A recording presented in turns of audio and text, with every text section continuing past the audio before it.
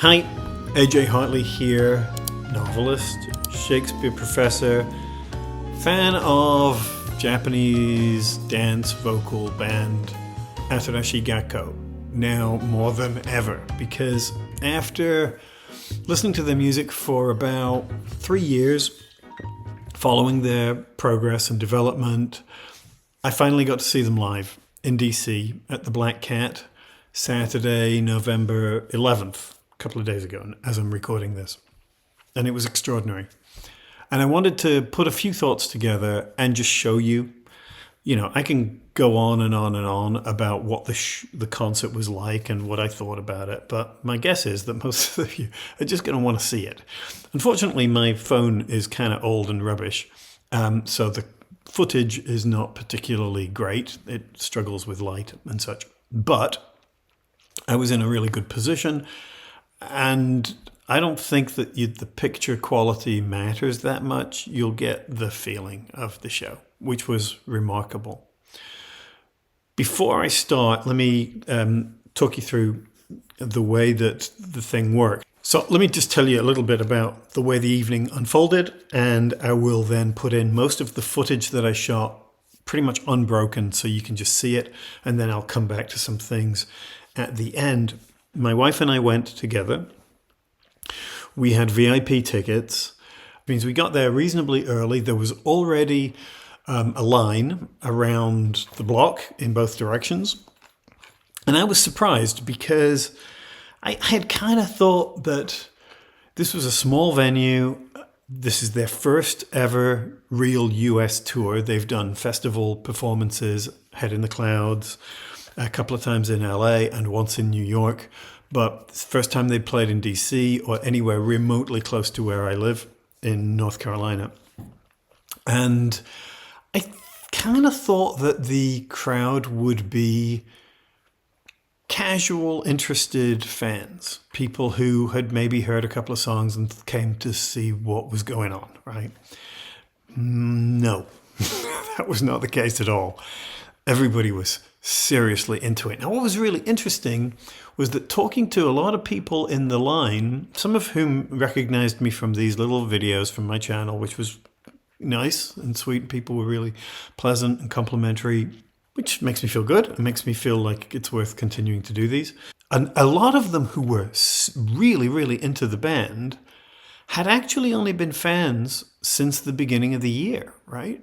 Because if you have been watching this channel at all, you'll know that they really broke out early of this year, 2023, with a combination of sort of TikTok spikes based around dance imitations of Otonna Buru and their first take performance of that song, which was sort of a viral hit and made a lot of fans in this country. So before the show, we went around the corner and went to a cafe, had a cup of coffee, and the guy who was working there saw that I was wearing my Atarashii Gakko shirt, and he was like, "What is that, anime or something?" I was like, "No, we're going to see a band." And he's like, "Oh yeah, who's that?" So I told him, and he's like, "Oh, I'll put some on." So he got his Spotify playlist up and started with Otonna Buru, which was the first song that came up. And he was like, "This is really good. What is this?" And then he cranked it up and went straight through into the next song and so on and so on. So that was kind of cool. Helped to get us in the mood.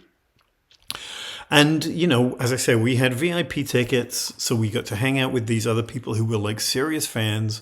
And then we go inside and we get our little badges for the Station tour. Mine was signed by Miju with a little smiley face. So that's nice.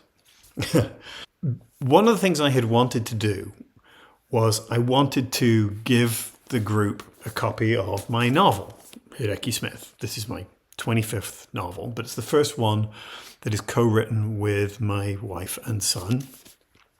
And it's a story about a mixed-race family like ours battling monsters, Japanese monsters, in the mountains of North Carolina.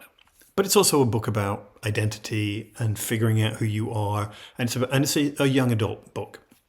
So it's focused on the 15-year-old and his 16-year-old sister. So I thought that this would actually connect to them.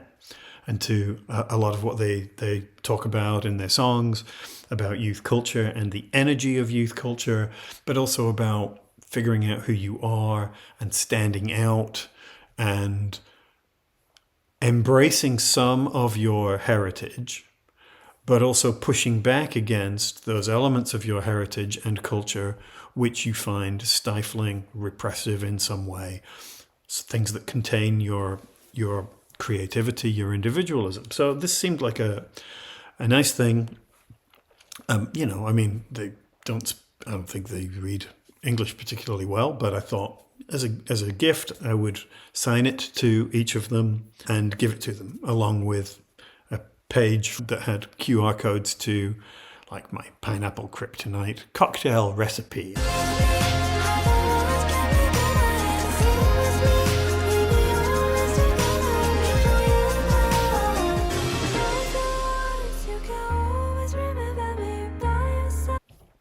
But as we're waiting to go into the meet and greet, the tour manager or whoever it was coming around handing out these passes and explaining the rules. And he basically said, one picture and you're out. No gifts.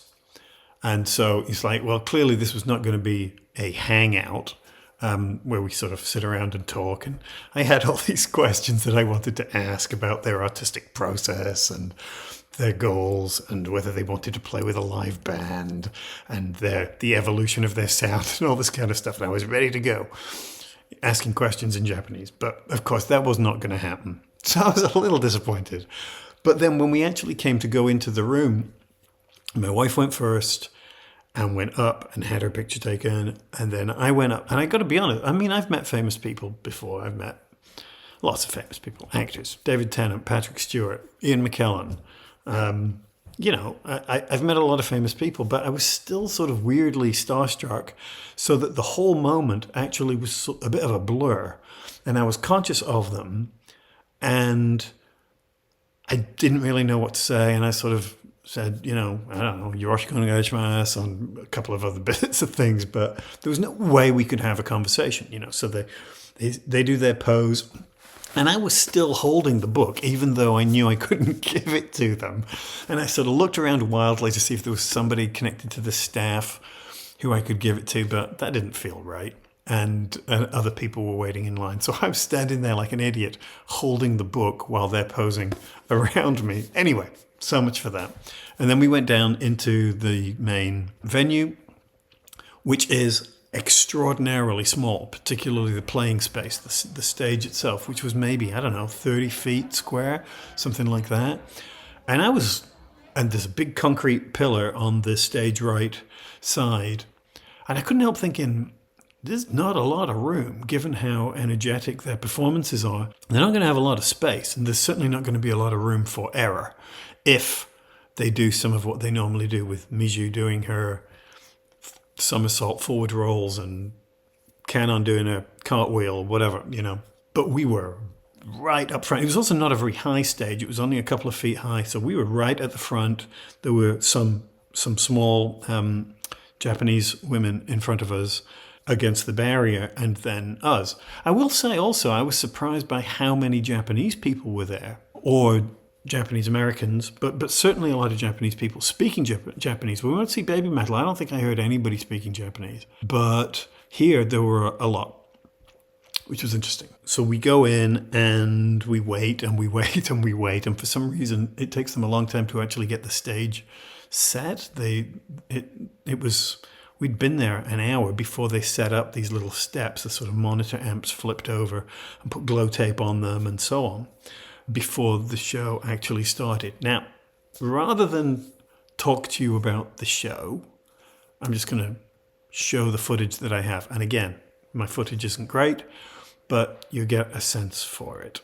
And then I'll come back in at the end and talk about what I experienced and come back to the book, which is a big deal for me.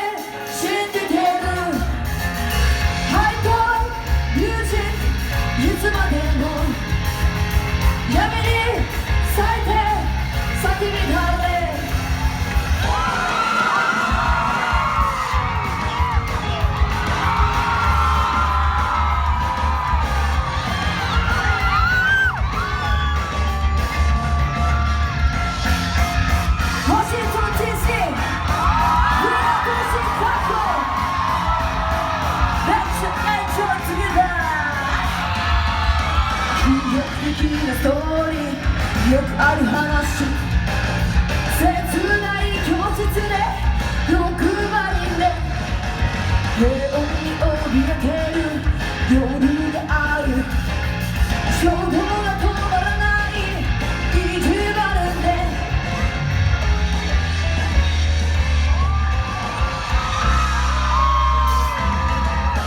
これが例題言葉じゃない感情だって愛したい Atarashii Gakko no leader AKA Atarashii Gakko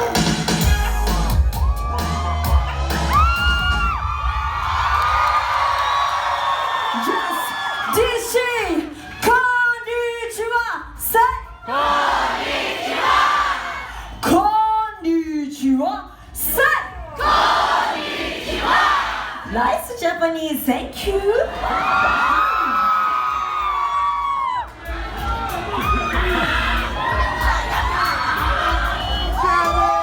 Welcome to the 青春ツアー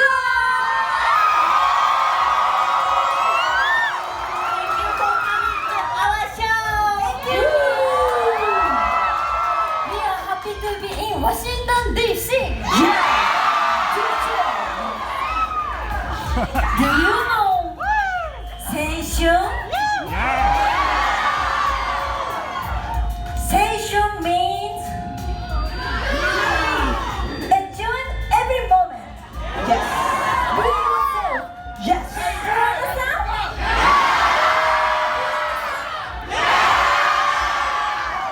Everybody say, say.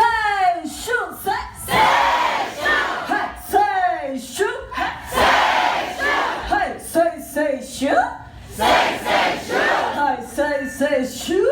I say issue. Say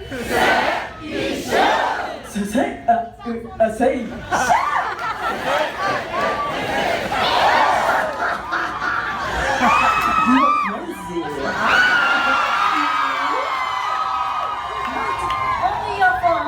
Look at AG. Are you okay? iPhone is good memory, but now very important and beautiful moment. Yeah. Look at AG. Do you understand? Okay. Let's enjoy together. Together. Next song is Candy.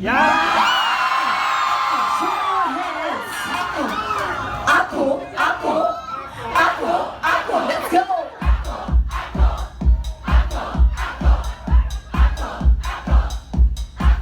Do you what we want?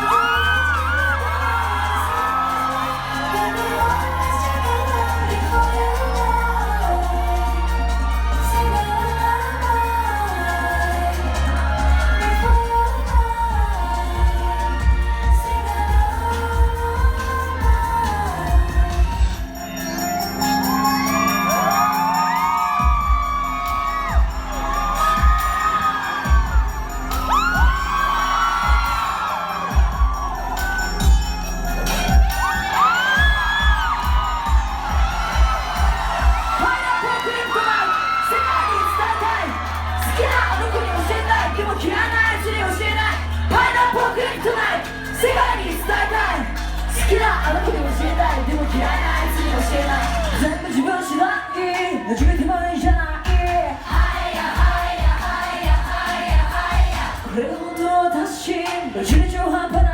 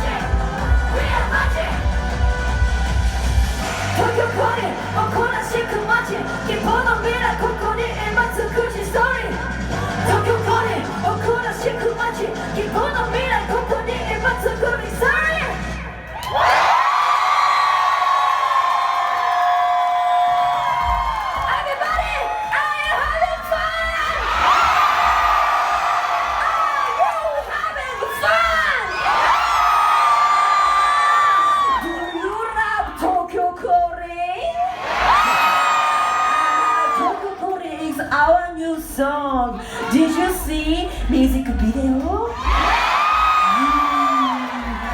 Do you love it?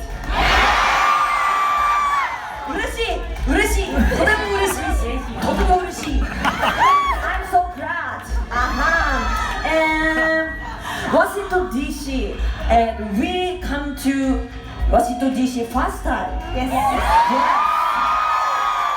very beautiful city yes it's good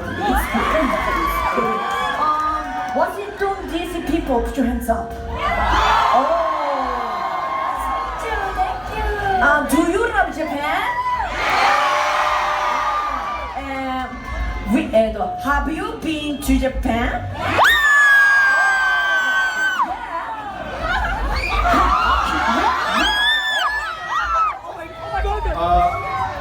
Sendai desu.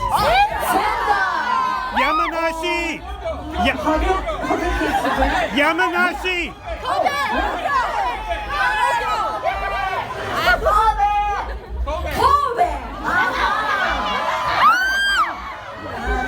Where? Osaka! Yes! Osaka! Yes, Osaka is very delicious okonomiyaki and takoyaki. Let's enjoy takoyaki party! We're learning English. We're learning English. English.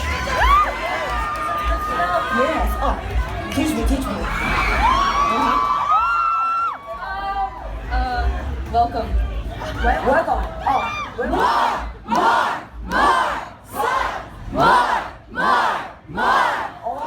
Okay. Nice vibes. Okay. Next song is very move our neck.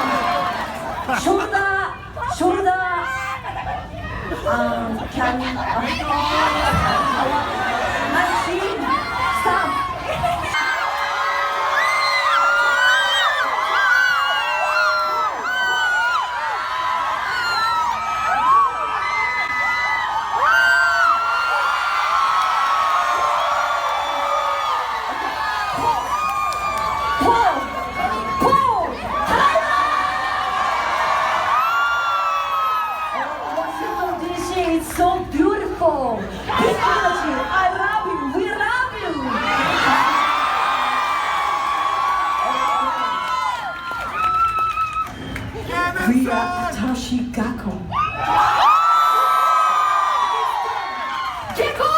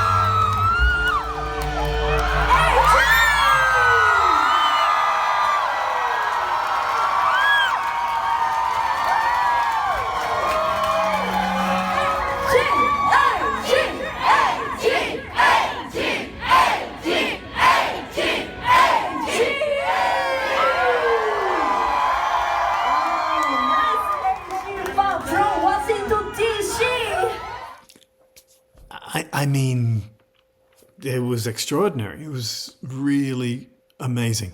I mean, I think you can feel that. You can sense it.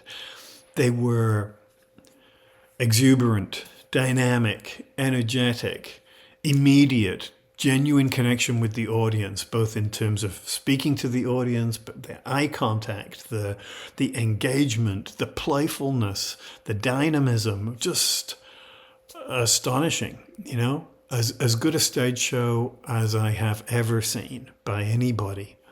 And doubly impressive because, you know, this is a group of Japanese speaking people engaging with this crowd who were absolutely ecstatic. The place was buzzing, man. It was just intense. And one of the things that I had expressed recently was that their emphasis on Suzuka as the front person, which is a relatively new phenomenon, the extent to which she dominates, meant that some of the other members of the group became sort of a bit more background. And that was not the sense that I got here at all. I mean, there's no question that Suzuka is the front person in terms of audience engagement and energy and spontaneity and crazy Suzuka stuff, you know. But man, there is no weak link in this group. Every one of them was 100% present and engaged. And, you didn't know where to look, because the moment you focused on one of them, you get sort of sucked in, because everything that they're doing is so on point, and that there isn't a move out of place, not a facial expression that doesn't draw you in. It was remarkable, really remarkable. And I I know what to say. They did. So the full set was a little over an hour. They did, I think, I want to say 12 songs, including the Beastie Boys Intergalactic cover. Everything else, with the exception of, let me think, Saisu Jinrui, right, which is off the first album, Mainara Wanai. Everything else has come out in the last 3 years. Either the recent singles going back to Otona Blue and 999, then Free Your Mind and The Edge and the stuff off the Snack Time EP, particularly, of course, Pineapple Kryptonite. So only one song off the first album from 2018, nothing off the second album, which I was really surprised by. And then everything else 2021-ish and thereafter. Was I happy with that? I can't complain, I mean, in terms of sitting down and listening to Atarashii Gakko, songs like Candy and Fantastico are not particularly high on my list, but in performance, they were wonderful, and I think it was clear that they had gone for an English-friendly and high-energy set list. So some of my favorite songs off the first two albums were not going to make the cut no matter what, because they're a little bit more melodic, a little bit more sedate and reflective, which I love to listen to. But on stage, maybe the energy dips a little in those kind of songs. So what we got instead was this absolutely full-on, breathless, relentless pace and energy. I mean, as I say, the show was a little over an hour, I don't know, 70 minutes, 75 minutes maybe, and they never stopped. They were just on 100% the whole time, charging around, dancing, and absolutely perfectly in sync. I will say this again, I've worked with dancers, I've cast dancers, I've seen a lot of shows, a lot of theater over the years. This is as tight, as polished, as difficult in terms of steps, but also as intuitively alert to body, shape, and form, and fluidity as anything I have seen. There's a lot of dance bands out there who do steps and poses and sort of structural choreography. But there's a rhythm, a smoothness, a liquidity to the way these guys move, which speaks to years of training and instinct, which I thought was really remarkable, beautiful, powerful, and highly effective, just as communication and spectacle. And, Suzuka's disappearing into the crowd. She goes off sort of to the stage right, house left side, and next thing you see, she's up on the bar, and then she's somehow around. I don't even know how she got around the other side onto the house right, stage left side, and then comes through the audience on somebody's shoulders, high-fiving everybody as she goes. I mean, it was it's hard to express, because a lot of what you got was that seishun, right? That youthful energy, that desire to live in the moment. But you also got this profound sense of performative maturity. And, as a couple of people were saying in the line before we came in, you've seen these guys evolve over the last year or so to become even more confident, even more self-possessed, absolutely in control of the arena and their own performances. It was really sort of staggering. And the focus on liveness and on the intimacy of that moment, especially in a small space like that, was really compelling.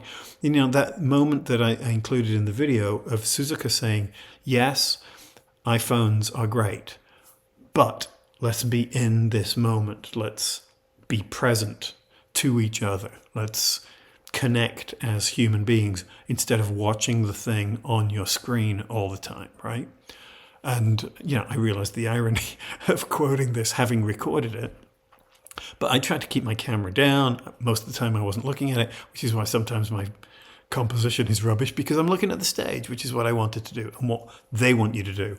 And it's absolutely part of the experience, the sort of the genuine pleasure of being in the same physical space as these people, you know, who you've been watching and who are sort of completely open and vulnerable and self-possessed the whole time. I was, you know, sometimes with their stuff, I get a little worried about them. And again, I've talked about this before, that there's something quite poignant about the vulnerability of youth, you know, the way they put themselves out there. And I sometimes find that quite moving, quite almost difficult, sort of, there's a poignancy to it. But I didn't feel that here. I felt the openness, but I felt nothing but power and energy and confidence. And it was extraordinary. If I had to put a word on the experience, it was joy. Just pure delight. And that, I think, is what they're talking about when they're saying this is what Seishun is. It doesn't simply mean youth, which we know. It means living in the moment. It means that being young at heart, youthfulness is a property that anybody can embrace. And that's what I felt in that show. And I got to give them my book in the sense that at the very end, while they were preparing to take their final bow, a couple of people threw flowers on the stage, and I suddenly thought, okay, this is my moment. So I got the book out, my wife handed it to me, and I thought, you know, I was thinking about what I was going to say to them if I had the opportunity. And I was like, you know, they're all about youth. And I'm not a young person anymore. But part of what I love about them is that they make me feel like I am. I remember my own youth, and I remember my youth in Japan, right? I remember being there when I was not much older than them, teaching English for a couple of years. And I wanted to say, you know, seishun janakute, demo boku no kokoro wa mada wakai desu, right? Or something along those lines. Here's this thing I've written about youth with my family, and, you know, take it. So I tossed it on the stage, and you see what happens. Present for us? Yes! Oh, thank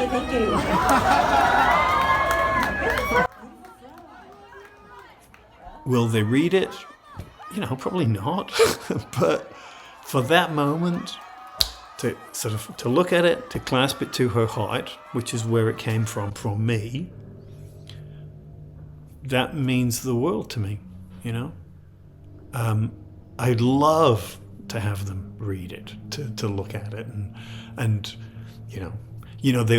during the show they were talking about how they were working on their English, because I think consciously, deliberately, they realize there is a market here. They're going to be back. They're going to do a much wider tour.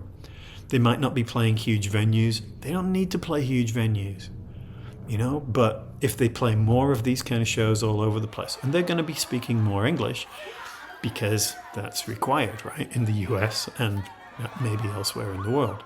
So, you know, maybe they'll look at my book as a way of helping them to learn English while engaging with issues and ideas that connect them to Japan and which matter to them.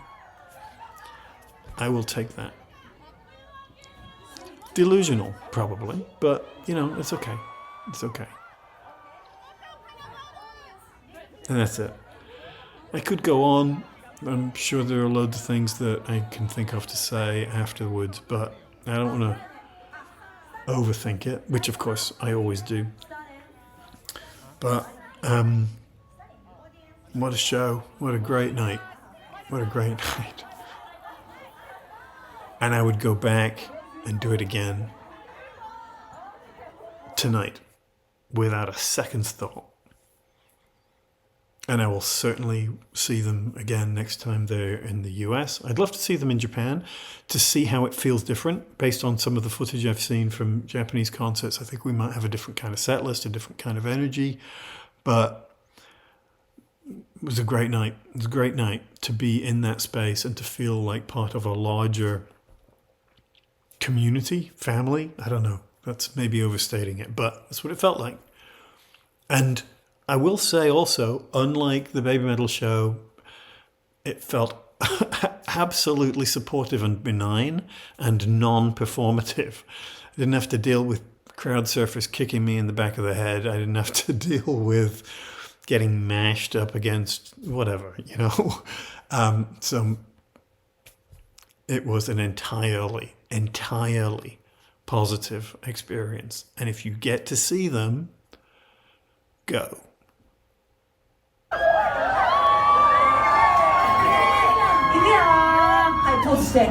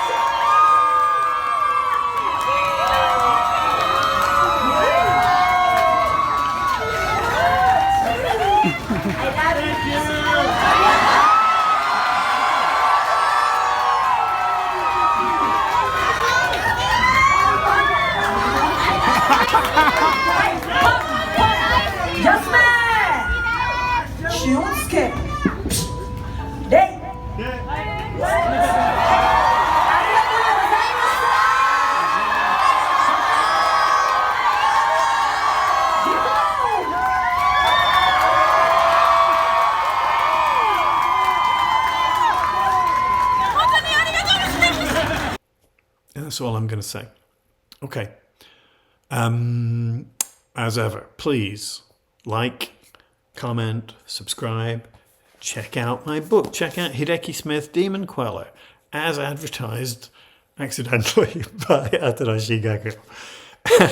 And check out my Patreon page. Thank you to my patrons. Check out my merchandise. And I will talk to you soon. Thank you very much.